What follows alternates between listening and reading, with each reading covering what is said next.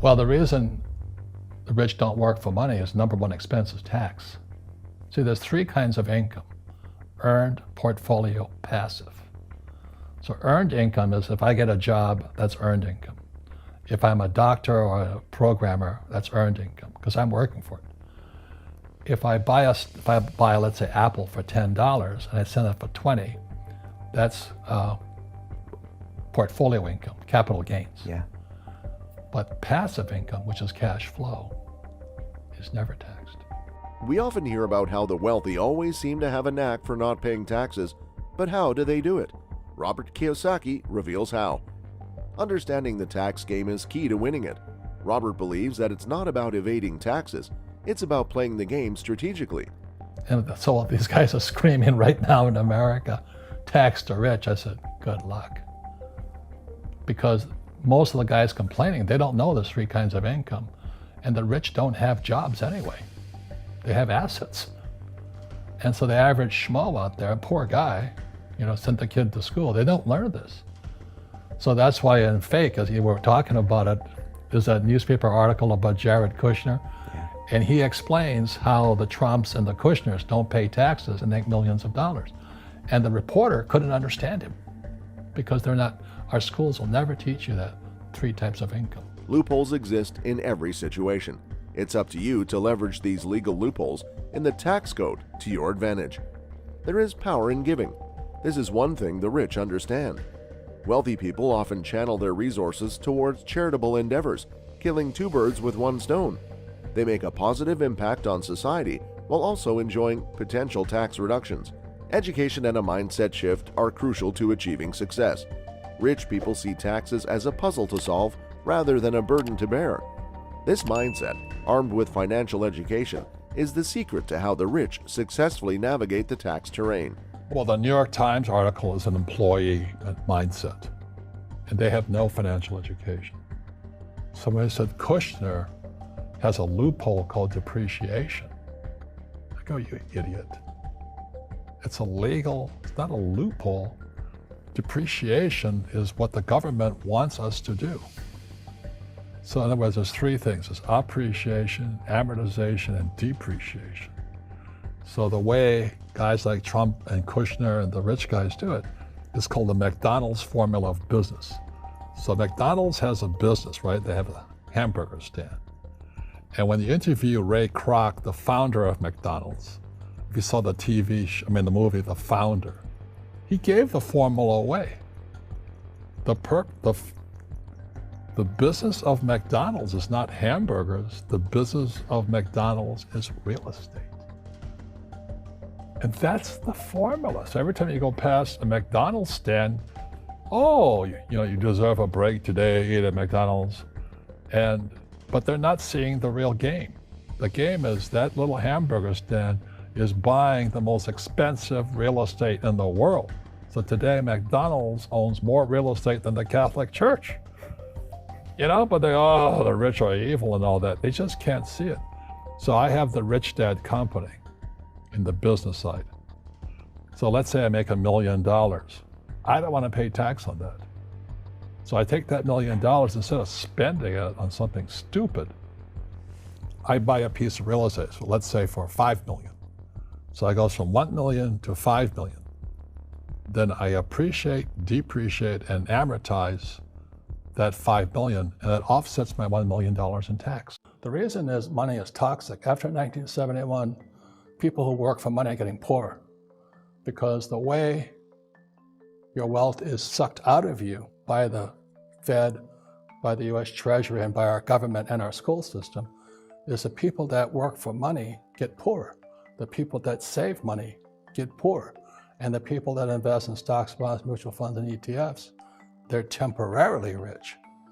But it's a flash, they can lose it all because they don't have an education. We have fake money. The Fed prints as much as they want. And we have fake assets, stocks, bonds, mutual funds, ETFs. I don't touch that stuff. But the average person should. But I don't save money, and I use debt to get rich. The higher your financial IQ, you don't need money. So if you need money, you're not using your brain or something, because it doesn't take money to make money. And that's one of the biggest lies they tell you. So since 1973, I've not had to, I use debt. I use my own money. I just borrow money to get rich. So many people want to get rich, but they have horrible teachers. And then they work for fake money. The US dollar is fake. They print trillions of it every month or day. And then you buy these fake assets. I don't touch that stuff. All money today is credit. It doesn't exist. Credit is very simply the power to spend. That's all it is. So when you have a credit card, there's no money in that thing. They've just given you the power to spend. And the moment you spend it, you create debt. And then a debt is this contractual agreement that you'll pay it back. Now the trouble is, most people ain't paying it back. Well, sales equals income. Yeah. You know, if you can't sell, you have no income. Someone says, well, I don't have any income because you can't sell. It's that simple. So what I'm going to say to these guys is my poor dad, you know, he was very disappointed in me because I was a pilot. And he wanted me to get my MBA and then fly for the airlines. And I said, then I'm an employee. And then I wanted to become an entrepreneur. So my rich dad says, number one skill of an entrepreneur, you got to sell. If I have real estate, I can borrow as much money as I want. And the more I borrow, the less I pay no taxes. Right. So it's not real estate, you know, it's just debt and taxes.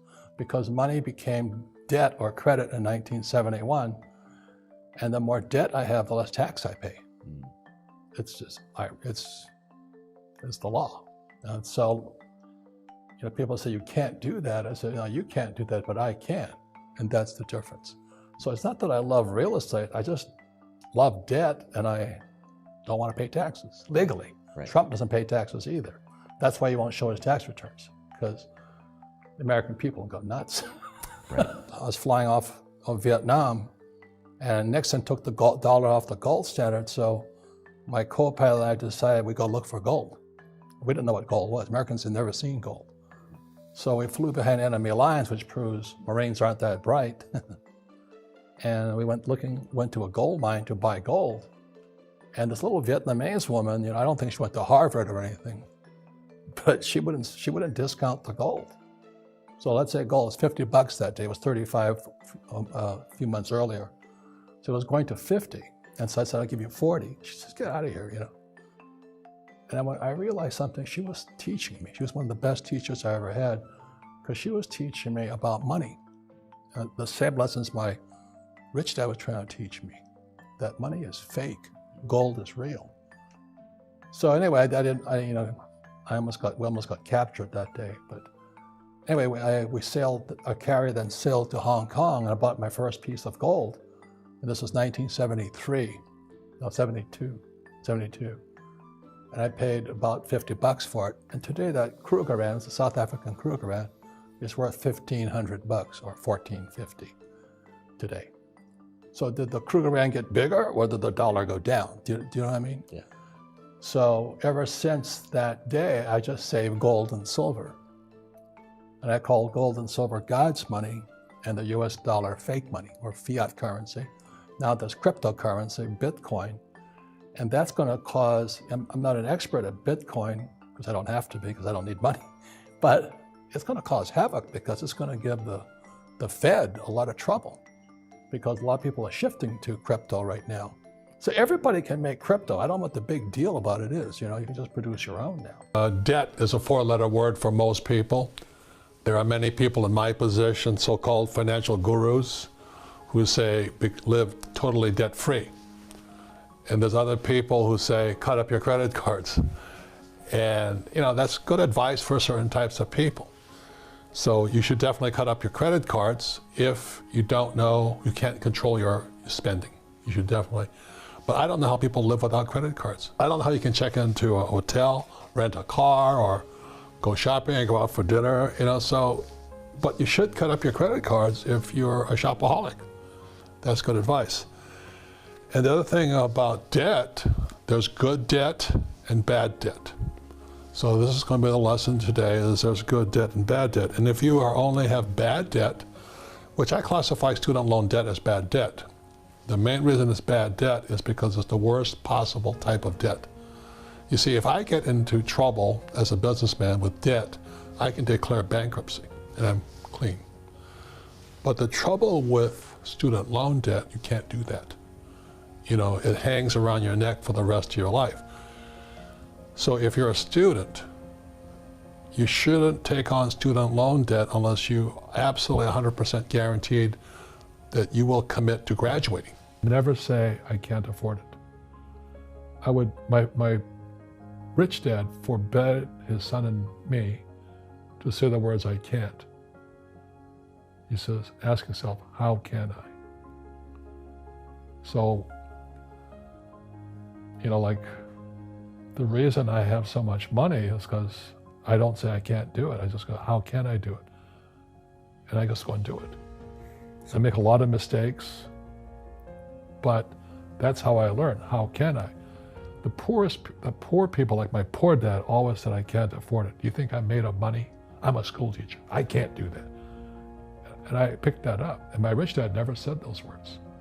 So when I meet poor people, they use the words I can't a lot.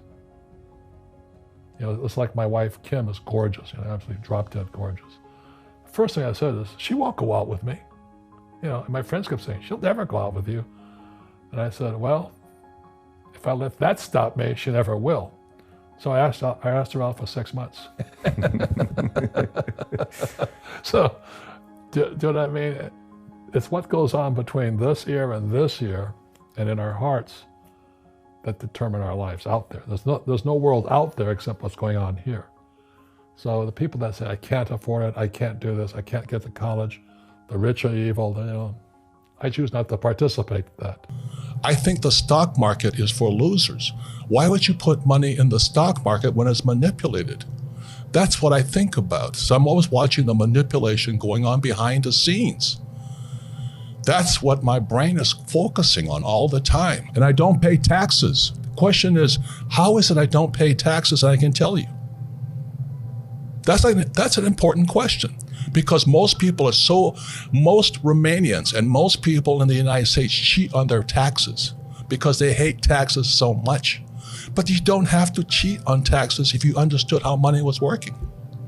You think Donald Trump pays taxes? No.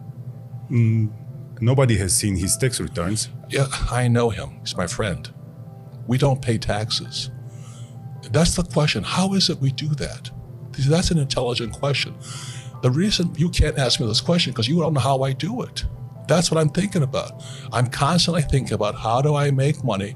How do I serve more people? How do I create new businesses, make more money, and pay less taxes and serve more people? The person who's been told to go to school, get a job, and work hard, you're going to pay taxes.